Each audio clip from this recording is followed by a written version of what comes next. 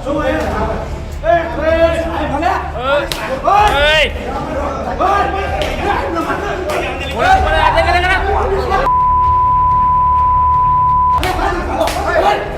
ઉપર હાથ પડા ને તો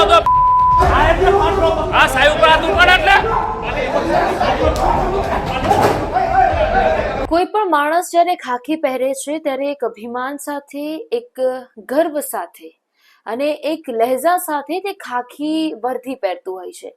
ઘણા ખરા લોકોના સપના હોય છે કે ખાખી પહેરીને જ્યારે તેઓ પ્રતિજ્ઞા લેતા હોય છે ત્યારે તેમની ફરજો અને જવાબદારીઓ માટે તેઓ બંધાયેલા હોય છે. પોલીસ કર્મીને ક્યારે સંવેદનશીલ થવું, ક્યારે ક્રોધિત થવું એ એમને શીખવવામાં આવે છે. પરંતુ જો કોઈ સામાન્ય માણસ તેને ફક્ત અડકી જાય અને એનો ઈગો છે એ હર્ટ થઈ જાય અને પછી એ જે મારવાનું શરૂ કરે એ ગુજરાતની પોલીસ નથી. મારે હર્ષભાઈ સંઘવીને ફક્ત એટલું જ કહેવું છે કે હર્ષભાઈ જુઓ, આ છે તમારા ગુજરાતની બહાદુર પોલીસ કે જેને ફક્ત સામાન્ય માણસો અડકી જાય છતાં પણ એને એવું લાગે છે કે સામાન્ય માણસ મને અડી કેમ જાય છે. ગુજરાતમાં એક એવા કિસ્સાઓ સામે આવે છે, અનેક વાર પોલીસ દુષ્કૃત્ય ગુજારે છે. 17 વર્ષની બાળકી પર પોલીસ અધિકારી એક ધારાશાસ્ત્રીને લાફો મારી દે છે. પોલીસ અધિકારી હોસ્પિટલમાં એક લાશ પડી છે એનો લહેજો નથી જાળવતી અને ત્યાં ગુંડાગર્દી કરવા માંડે છે. તો શું આ છે ગુજરાતની પોલીસ? મારે એ વાત પર ચર્ચા કરવી છે કે સુરેન્દ્રનગરના પાટડીમાં એક શિક્ષકને હાર્ટ એટેક આવે છે. કમનસીબે તેનું મોત થઈ જાય છે. એ લાશ છે એ હોસ્પિટલમાં પડી છે. કોઈ પણ સ્વજનનું મોત થાય પરિવારમાંથી તો સ્વજન થોડો ક્રોધિત થાય અને એ પછી એ હોસ્પિટલમાં હાજર તબીબને પણ કંઈક બોલે. હાજર જેટલા પણ લોકો હોય તે સામાન્ય બાબત છે. હું હોય કે તમે સામાન્ય ગુસ્સો તો કરી બેસો. પહેલાથી પોલીસને એમ છે, હાલાકી પહેલા પોલીસનો ડર હતો. ડર એ બાબતનો હતો, પોલીસ એ પ્રકારનું પહેલા કામ કરતી હતી જે સામાન્ય જનતા છે, જે આમ જનતા છે એને એવો વિશ્વાસ પોલીસ પર હતો કે અમે કંઈ પણ કાર્ય કરીશું, અમને દોષિત જાહેર કરવા પાછળ પણ પોલીસ છે અને અમને નિર્દોષ છોડાવવા માટે પણ પોલીસ છે.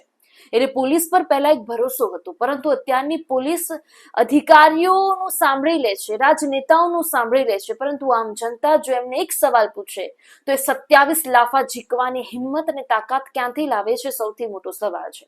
સુરેન્દ્રનગરના પાટડીમાં જે કિસ્સો બન્યો એ પોલીસ કર્મચારીએ એકાએક 27 લાફા એ જે મરણ જનાર છે તેનો સ્વજન એની સાઈડમાં ઉભો હતો એને ઝીંકી દીધા.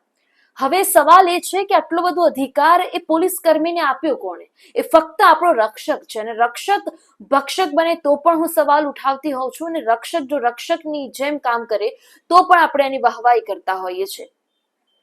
હાજર જેટલા પણ લોકો હતા એમને પોલીસ કર્મચારીઓને એમ પણ કહ્યું કે તમે આ પ્રકારનું કાર્ય ન કરી શકો. ફક્ત ત્યાં સવાલ એટલો હતો કે જે સ્વજને પોતાનું વડીલ ગુમાવ્યું છે, સ્વજને ખાલી હાજર પોલીસ કર્મચારીને આમ કરીને હાથ અડક્યો અને પોલીસ કર્મચારીનો ગુસ્સો વધી ગયો.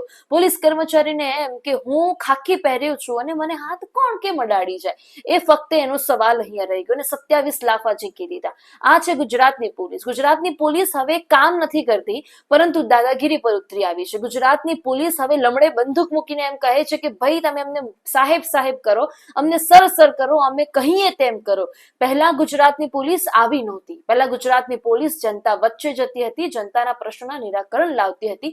એ હતી ગુજરાતની પોલીસ. પરંતુ અત્યારે ગુજરાતની પોલીસ ખિસ્સા ભરવામાં, ઘરની તિજોરીઓ ભરવામાં એટલી મશગુલ છે કે અધિકારીઓનું સંભળાય છે, રાજનેતાઓની બોલાચાલી હોય તો રાજનેતાઓ એમને અધેલાની કરીને મૂકી દે તો રાજનેતાઓની વાહવાહી કરશે. પરંતુ આમ જનતા જેના ટેક્સથી તેઓ પગાર લે છે, જનતા એમને કંઈ કહે તો આવી રીતે લાફા ઝીંકી દેવાનો.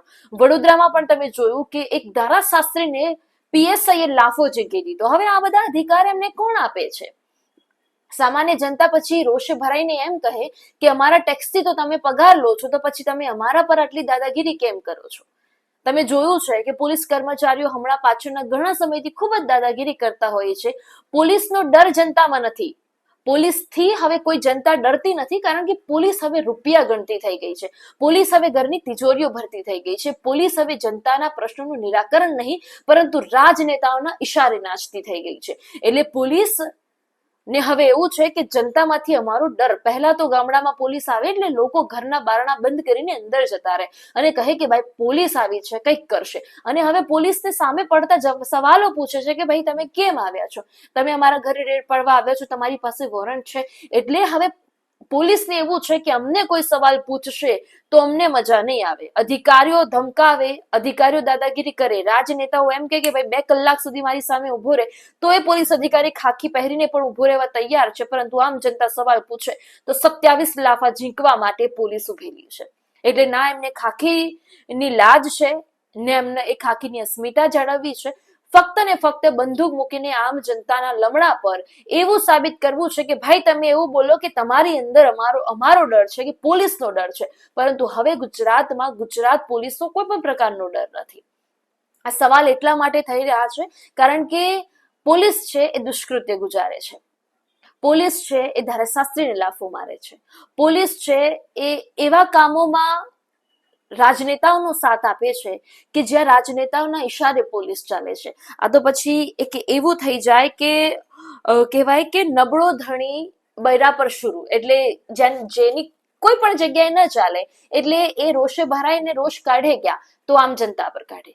એટલે નબળો ધણી હોય એનું નબળો ધણીનું કોઈ ન સાંભળે એટલે ઘરે આવીને પછી બૈરાને જ માર મારે. એટલે પોલીસની હાલત પણ અત્યારે એવી જ છે કે નબળો ધણી બૈરા પર શરૂ, એટલે કોઈ ન સાંભળે. એના અધિકારીઓનો પણ ઠપકો એને સાંભળવો પડે, રાજનેતાઓનો પણ ઠપકો એને સાંભળવો પડે. આખરે એનો રોષ ક્યાં કાઢે, એટલે આવી જનતા એને મળી જાય અને એના પર એ રોષ ઠાલવે છે. ખરેખર હર્ષ સંઘવી સાહેબને એટલું જ કહેવું છે કે જો તમે ફાકા ફોજદારી કરો છો ને ખાલી બોલ બચ્ચન કરો છો કે મારી ગુજરાતની પોલીસ આ પ્રકારનું કામ કરી રહી છે, તો શું આપે ગુજરાતની પોલીસને આ શીખવ્યું છે કે તમને મન ફાવે ત્યાં તમે લોકોને મારી શકો, મન ફાવે ત્યાં આમ જનતા પર તમે હાહાકાર પોકાર મચાવી શકો, મન ફાવે ત્યારે તમે કોઈ ધારાશાસ્ત્રીને લાફો મારી શકો? આ છે આપણે ગુજરાતની પોલીસ.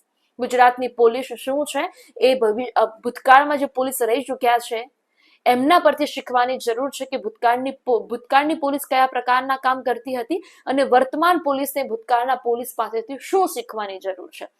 હવે આ મુદ્દા પર આપનું શું કહેવું છે મને કમેન્ટમાં અવશ્યપણે જણાવજો.